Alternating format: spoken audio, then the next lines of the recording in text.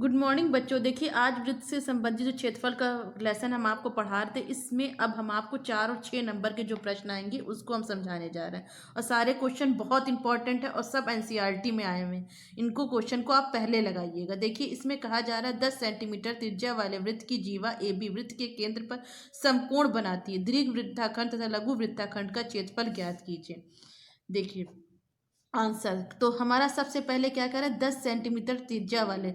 देखिए जो हमारा वृत्त है इसकी त्रिज्या देखिए कितनी है वृत्त की त्रिज्या हमारी 10 सेंटीमीटर है। वृत्त की त्रिज्या हमारी कितनी है, 10 सेंटीमीटर है।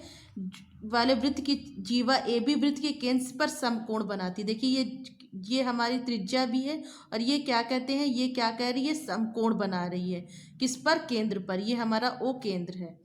तो ये हमारा ये भी 10 सेंटीमीटर है और ये भी हमारा कितना है, 10 सेंटीमीटर है। और यहाँ पर देखिए कह रहे हैं ए बी वृत्त के केंद्र, ये हमारा ए हो गया। वृत्त के केंद्र से क्या है, ए ओ बी हमारा दोनों कितना है, हमारा 10 सेंटीमीटर है। और दोनों किससे, वृत्त के केंद्र से क्या बना रही है, समकोण बना रही है। दीर्घ वृत्ताखंड लघु वृत्ताखंड का क्षेत्रफल ज्ञात कीजिए। तो देखिए सबसे पहले इन दोनों को हमने मिला दिया तो ये हमारा क्या बन गया, देखिए वृत्त हमारा 2 भागों में बट गया। ये देखिए ये दीर्घ वृत्ताखंड बन गया और ये हमारा क्या हो गया, लघु वृत्ताखंड हो गया। समझ गए बच्चों। तो देखिए अब हम क्वेश्चन करने जा रहे हैं। तो देखिए चित्र में देखिए जो हमारा ओ है और ये जो हमारा ये पूरा एरिया यहाँ पर हम एक्स मान लें तो ये हमारा क्या है, ओ ए एक्स बी। ये वाला क्षेत्रफल पहले उसका हम वो निकाल लेंगे क्षेत्रफल और फिर बाकी हम इसका बाकी हम बाद में निकालें। देखिए त्रिभुज का क्षेत्रफल ओ ए एक्स बी में, चित्र में ओ ए एक्स बी त्रिज्याखंड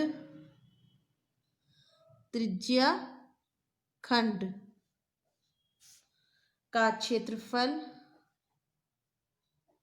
बराबर कितना हो जाएगा। देखिए बच्चों क्षेत्रफल हमारा हो जाएगा pi r square theta upon 360 degree. Pi r square theta upon 360 degree. देखिए पाई कितना है 3.14, आर हमारा कितना है 10 10 इंटू 10, थीटा हमारा कितना दे दिया गया है 90 डिग्री अपॉन 360। तो देखिए हम काट लेते हैं, ये जीरो कट गया, 9 एकन्नम 9, 9 चौक हमारा कितना हो जाएगा 36। और देखिए 2 5 2 और 5 तो हमारा कितना आ गया 3.14 इंटू 25। तो 3.14 को 25 से हमने गुणा किया तो हमारा कितना आ गया 78.50 सेंटीमीटर स्क्वायर। तो ये हमारा ये जो हमारा पोर्शन है ओ ए एक्स बी का जो त्रिज्याखंड है इसका हमारा क्षेत्रफल निकल आया। अब देखिए त्रिभुज ए ओ बी का क्षेत्रफल बराबर। अब ये दूसरा क्वेश्चन कह रहा है किसी कार के प्रत्येक पहिए का व्यास 80 सेंटीमीटर है। यदि यह कार 66 किलोमीटर प्रति घंटे की चाल से चल रही है तो 10 मिनट में प्रत्येक पहिया कितना चक्कर लगाता है, इसको बताना है। देखिए आंसर करने के लिए देखिए पहले हमको व्यास दिया है, पहिए का व्यास बराबर कितना है 80 सेंटीमीटर। तो त्रिज्या कितनी हो जाएगी बच्चों, त्रिज्या व्यास बटे 2 होती है, व्यास बटे 2 तो 80 बटे 2 बराबर 40 सेंटीमीटर। अब बच्चों निकाल लेंगे हम पहिए की कार के पहिए की परिधि। कार के पहिए की परिधि बराबर क्या होगा, क्षेत्रफल हमारा क्या हो जाएगा 1/2 इंटू 10 इंटू 10। तो ये हमारा कितना हो जाएगा 50 और क्या कहते सेंटीमीटर है तो सेंटीमीटर स्क्वायर। तो देखिए हमको ये वाला पोर्शन निकालने के लिए तो पूरा इसका हमने पहले क्षेत्रफल निकाल लिया। अब देखिए पहले हमने पूरा ओ ए एक्स बी का क्षेत्रफल निकाल लिया। अब हमने किसका क्षेत्रफल निकाल लिया? त्रिभुज ए ओ बी का क्षेत्रफल निकाल लिया। तो दोनों क्षेत्रफल हमको निकाल गया, तो हमको लघु वृत्ताखंड का क्षेत्रफल, जो ये हमारा लघु वृत्ताखंड है, इसका क्षेत्रफल मिल जाएगा। तो लघु वृत्तखंड का क्षेत्रफल बराबर कितना हो जाएगा बच्चों? देखिए, त्रिज्या खंड, जो हमारा त्रिज्या खंड है, त्रिज्या खंड ओ ए एक्स बी का क्षेत्रफल माइनस त्रिभुज ए ओ बी का क्षेत्रफल। तो जब इन दोनों को हम माइनस कर देंगे तो ये हमारा ये वाला पोर्शन निकल आएगा। तो देखिए हमारा कितना है, त्रिज्याखंड ए ओ एक्स बी का क्षेत्रफल हमारा कितना है 78.50 माइनस त्रिभुज ए ओ बी का क्षेत्रफल हमारा कितना है 50। तो हमारा कितना आ जाएगा आंसर बच्चों? ये हमारा दोनों को घटाने पर हमारा आ गया 28। कर पहिए की परिधि कितनी होती है 2 पाई r, तो 22/7 40 गुणे 2, तो इसको गुणा करेंगे तो बच्चों कितना आ जाएगा हमारा 1700। देखिए 40 को 2 से गुणा कर देंगे तो हमारा कितना आ जाएगा 22/7 गुणे 80। तो अब हमारा कितना आ जाएगा 22/7 को 80 से हम गुणा करेंगे बच्चों, कितना आ जाएगा हमारा 1760/7 सेंटीमीटर। अब हमारे कार के पहिए की परिधि निकल आई है। तो अब हमको क्या निकालना है? कार की चाल। कार की चाल हमारी बच्चों कितनी है? कार की चाल, कार की चाल हमारी कितनी दी गई है? कार की चाल हमारी दी गई 66 किलोमीटर प्रति घंटा, बराबर 66 किलोमीटर प्रति घंटा।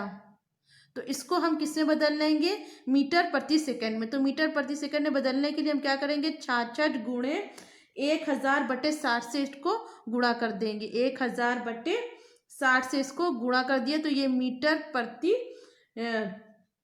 मिनट में ये कन्वर्ट हो गया। तो मीटर प्रति मिनट में कन्वर्ट हो गया। अब हमको इसको किस में बदलना है?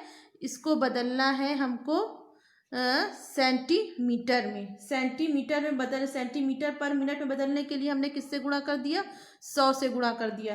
तो ये हमारा कितना 10 मिनट के, कार की चाल हमारी 10 मिनट में कितनी दूरी तय करती है। देखिए तो 10 मिनट में प्रत्येक पहिया कितनी चक्कर लगाता है? तो कार द्वारा 10 मिनट में चली गई दूरी बराबर कितना हो जाएगा? चाल गुणे समय, चाल गुणे समय। तो 4 गुणे समय हमने निकाल लिया तो हमारा कितना हो जाएगा? जो 11 हमारा आया है, 11 4 बार 0 इंटू हमारा समय कितना है 10 मिनट, बराबर से हमने गुणा कर दिया तो हमारा कितना हो जाएगा 11 1 2, देखिए 4 0 पहले था, 1 2 3 4 और 5 0, और हमारा कितना हो जाएगा सेंटीमीटर। तो ये हमारा कितनी निकल आई बच्चों? ये हमारी कार की दूरी निकल आई 10 मिनट। चूंकि 10 मिनट में चली गई दूरी 10 मिनट में चली गई दूरी 11 1 2 3 4 5 सेंटीमीटर के लिए पहिए की चक्करों की संख्या के लिए पहिए के चक्करों की संख्या बराबर कितनी हो जाएगी? बराबर संख्या बराबर हो जाएगी कुल दूरी बट्टे पहिए के एक चक्कर में। मतलब जो एक चक्कर, कुल दूरी कितनी दूरी उसने तय किया, और एक पहिए की पूरी कितनी हमारे पहिया द्वारा एक चक्कर की चली गई दूरी, या उसकी परिधि कह लेंगे। पहिए द्वारा एक चक्कर में चली गई दूरी या पहिए द्वारा एक चक्कर में चली गई दूरी, जो पहिया एक चक्कर पूरा कंप्लीट करता है वो दूरी, या उसकी परिधि। कुल दूरी हमारी कितनी आ गई है 11 और 5 बार 0 1 2 3 4 और 5, 1 2 3 4 5 बार 0 और एक पहिए द्वारा एक चक्कर में जो कितनी है हमारी 1760/7।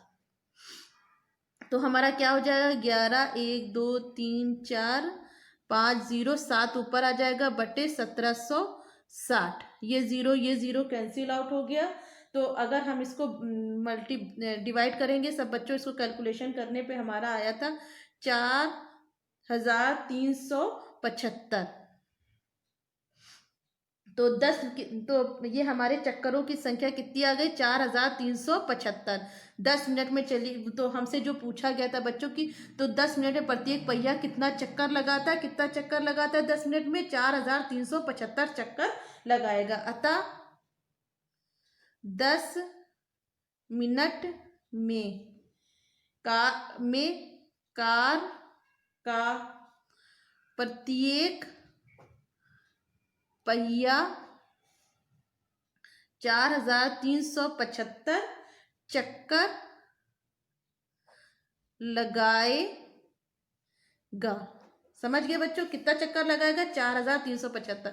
तो ये समझ लीजिए ये आपका 6 नंबर का है। फिर से एक बार समझ लीजिए, सबसे पहले हमको व्यास दिया था, व्यास से हमने त्रिज्या निकाल लिया और कार के पहिए की परिधि कितनी होती है 2πr। तो 2πr हमने सूत्र लग दिया 22/7 पहिया वो हो गया। आर हमने 2r इसलिए साथ में लग दिया ताकि आपको दिखा दे अगर हम व्यास भी लिख सकते तो भी हमारा सही था, हम पूरा लिख देते हैं, हमको त्रिज्या में बदलने की जरूरत नहीं, लेकिन फिर भी हमने बदल के आपको दिखा दिया कि त्रिज्या में भी बदल दिया हमने। तो 2πr, तो ये हमारा 80 भी हम लिख सकते थे व्यास। तो पहिए की परिधि बराबर पाई इंटू व्यास भी लिख सकते हैं, या पहिए की परिधि बराबर कितना होता है 2πr।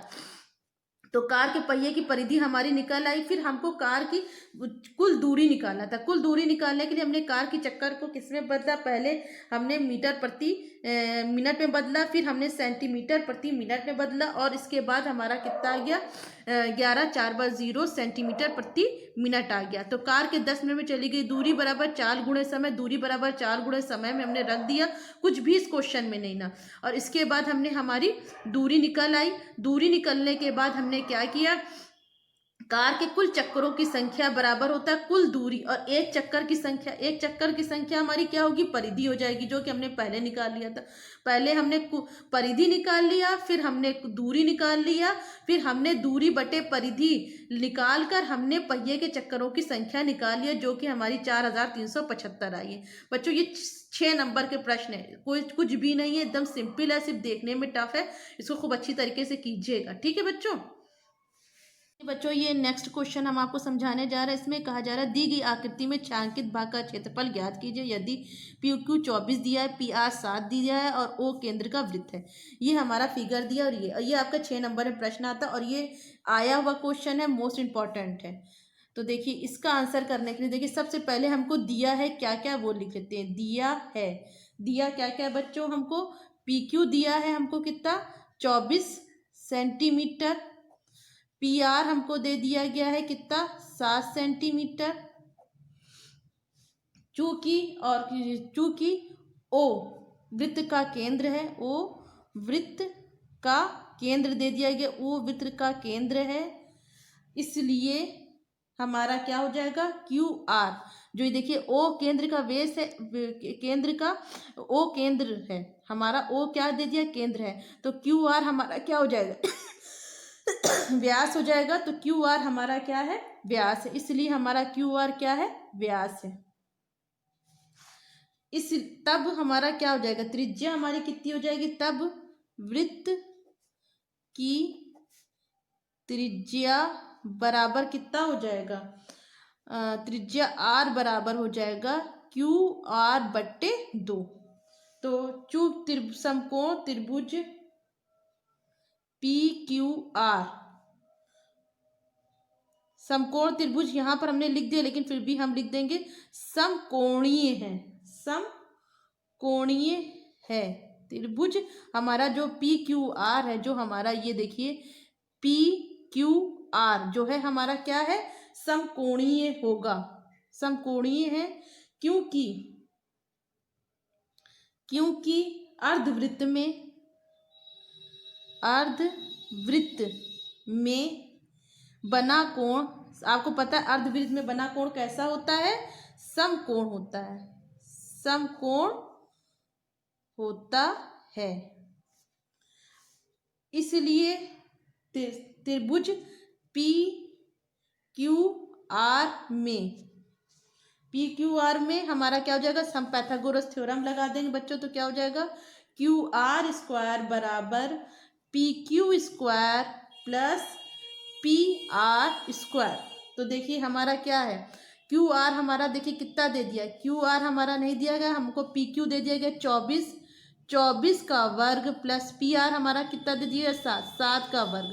24 को 24 से गुणा करेंगे तो हमारा कितना देगा, 576 प्लस 49, कितना आ जाएगा, 625 Q R square. Q R square हम निकाल लें तो क्यू आर बराबर कितना हो जाएगा, रूट 625।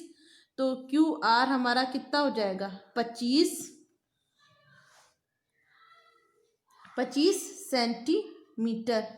या इधर से हम अगर देखना चाहें तो हमारा क्यू आर स्क्वायर हमारा कितना, 625, या देखिए इस तरह से भी लिख सकते हैं, क्यू आर स्क्वायर बराबर 625 सेंटीमीटर।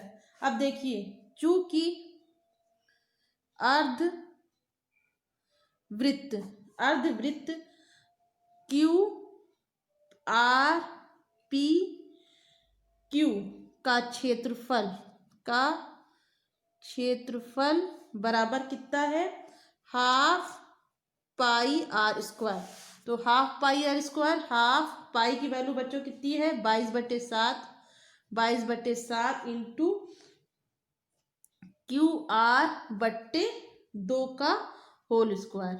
तो देखिए हाफ, देखिए क्यू आर बच्चों हमारा कितना है, क्यू आर हमारा 25 है और क्यू आर स्क्वायर कितना, 625 है। तो हमने इसीलिए यहाँ पर पहले हमने क्यू आर निकाल के आपको दिखा दी, 625 का 25 होगा, लेकिन यहाँ पर हमारा क्यू आर स्क्वायर ही दिया गया तो हम सिर्फ कितना लिख देंगे, 625।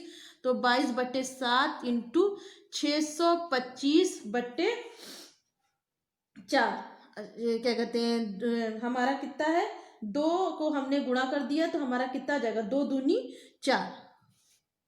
तो ये देखिए अब इसका सबका गुणनफल कर देते हैं, हम इसको काटेंगे तो देखिए हमारा कितना आ जाएगा, 2 से ये 11 कट गया हमारा, और कोई नहीं कट रहा है तो हमारा ये गुणनफल कितना आ जाएगा, 7 चौक 28 नीचे, और ऊपर कितना आ जाएगा हमारा 6875। ये हमने बच्चों पहले से गुणा कर लिया था, सेंटीमीटर स्क्वायर। तो और त्रिभुज पी क्यू आर समकोण है, पी क्यू आर हमारा कैसा है, समकोण है। तो समकोण है तो क्या हो जाएगा, समकोण है तो हमारा त्रिभुज पी क्यू आर का क्षेत्रफल बराबर कितना हो जाएगा बच्चों, half into P Q into P R. तो हाफ हमारा कितना हो जाएगा, पी क्यू की वैल्यू हमारी बच्चों कितनी है, पी क्यू हमारा है 24 और पी आर हमारा कितना है 7। तो इसलिए हमारा कितना आ जाएगा, ये हमने 24 को 7 से गुणा कर दिया, देखिए 2 × 9 2, 2 × 9 2, 2 दूनी 4, तो 12 को 7 से 12 7 कितना हो जाएगा, 84 हमारा कितना हो जाएगा, 84 सेंटीमीटर स्क्वायर। तो ये हमारा त्रिभुज पी क्यू आर का क्षेत्रफल आ गया, क्योंकि त्रिभुज पी क्यू आर समकोण है तो क्या हो जाएगा, त्रिभुज पी क्यू आर का क्षेत्रफल हमने निकाल दिया। अब हमको छायांकित भाग का क्षेत्रफल, ये जो छायांकित भाग है इसका क्षेत्रफल हमको निकालना है। तो अतः छायांकित भाग का क्षेत्रफल बराबर कितना हो जाएगा, अर्धवृत्त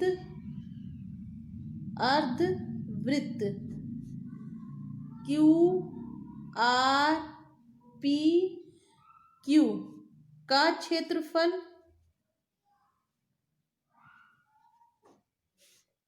माइनस समकोण त्रिभुज पी क्यू आर का क्षेत्रफल। तो हमारा अर्धवृत्त पी क्यू आर का क्षेत्रफल हमारा कितना था बच्चों, 6875/28, 6875/28 माइनस समकोण त्रिभुज का क्षेत्रफल हमारा कितना आया था बच्चों? 84।